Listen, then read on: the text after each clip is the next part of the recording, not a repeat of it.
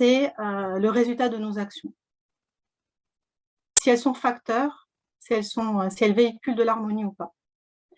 Donc la question qu'on peut se poser, c'est quelle empreinte, quelle trace laissent nos dires, quelle trace laissent nos paroles, notre agir, nos actions.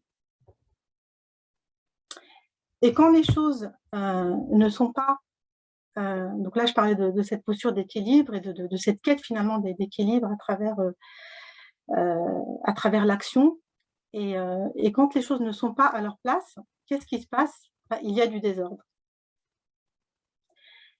Et ce désordre, il peut être aussi à l'intérieur de soi. Quand justement, il n'y a pas cet alignement, quand l'action et le dire, la volonté et l'action ne sont pas alignés. Donc, et puis, rien qu'en voyant cette photo, qui c'est qui est derrière tout ça si ce n'est pas l'homme? Donc, quand il y a du désordre, les personnes qui ne sont pas à leur place créent du vide ou du chaos. Le vide, quand une personne se dévalorise, se dénigre, pense qu'elle n'est rien, qu'elle n'a pas sa place dans ce monde, ça crée du vide. Parce que sa place, elle est là en fait, c'est à elle de la prendre. Et le chaos, quand une personne cherche à prendre une place qui n'est pas la sienne, par orgueil, par amour du pouvoir, et on verra cette partie un peu plus en détail avec Karine Omerta.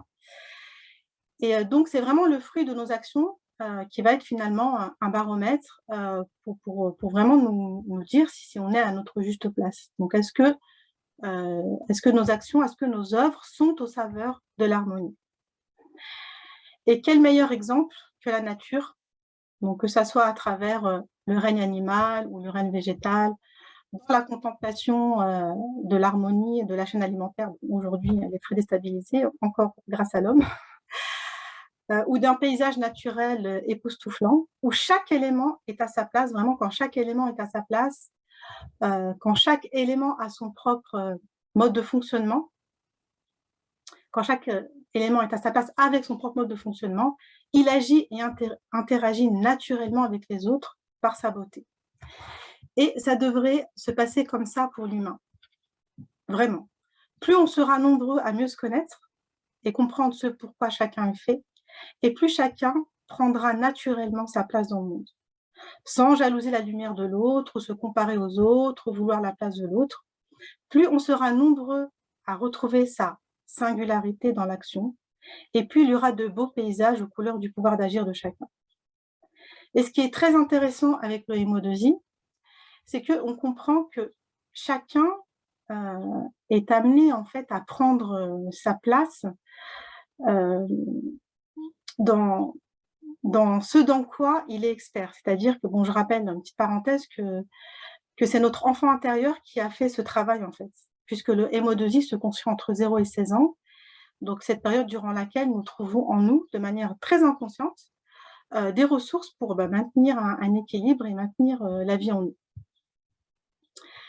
Et quand on met de la lumière sur tout ça, on peut se dire que c'est simple d'être là où on veut être, qu'il suffit de comprendre son mode de fonctionnement, de se laisser porter par cet appel à vivre en équilibre, à retrouver son harmonie, pour enfin mettre de l'ordre dans sa vie, ça commence par ça. C'est un processus qui se met en place lorsqu'on décide et qu'on accepte sa place. Seulement, être à sa place, à sa juste place, c'est aussi un travail. Et cela peut se réaliser si et seulement si on travaille son humilité. Être à sa juste place, c'est ni se dévaloriser, ni prendre une place qui ne nous est pas destinée. C'est-à-dire être ni en dessous, ni au-dessus de qui je suis. Donc cela implique un travail sur soi. Et ceux et celles qui ont été à leur place, qui sont à leur juste place, et qui sont dans cette humilité, laissent involontairement les autres admiratifs de ce qu'ils ont fait, de ce qu'ils ont accompli, et dont les actions, les œuvres perdurent et continuent d'exister même après leur mort. Ces personnes qui ont pris leur place dans le monde sont des exemples inspirants pour plusieurs générations. Ils ne cherchent pas à être sous les projecteurs, et de par leur réalisation dans l'action, de par leur excellence d'action, ils sont encore reconnus aujourd'hui à leur juste valeur.